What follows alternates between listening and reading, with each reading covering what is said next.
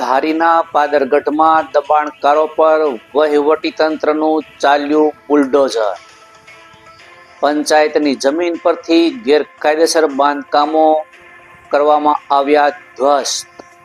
નમસ્કાર, સહજ ન્યૂઝ સાથે હું છું ગોપાલ ભેસાણીયા।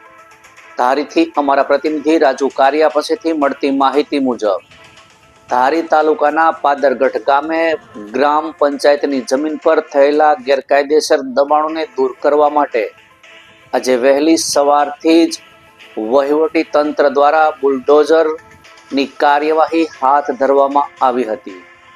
લાંબા સમયથી ચાલી રહેલા ગેરકાયદેસર દબાણોને લઈ સ્થાનિક સ્તરે અસંતોષ જોવા મળતો હતો, જેના પગલે તંત્ર દ્વારા કડક કાર્યવાહી કરવામાં આવી હતી। આ કાર્યવાહી ધારી તાલુકા પંચાયતના ટીડીઓ શ્રી આર.કે. કલસરિયાના સીધા જ માર્ગદર્શન હેઠળ કરવામાં આવી હતી। ડિમોલેશન દરમિયાન કોઈ અનિચ્છનીય બનાવ ન બને તે માટે ચુસ્ત પોલીસ બંદોબસ્ત સાથે રેવન્યુ વિભાગ, વહીવટી તંત્રના અધિકારીઓ, કર્મચારીઓ સ્થળ પર હાજર રહ્યા હતા। બુલડોઝર દ્વારા પંચાયતની જમીન પર કરાયેલા ગેરકાયદે બાંધકામોને સંપૂર્ણ દૂર કરી જમીન ફરીથી પંચાયતના કબજામાં લેવામાં આવી હતી।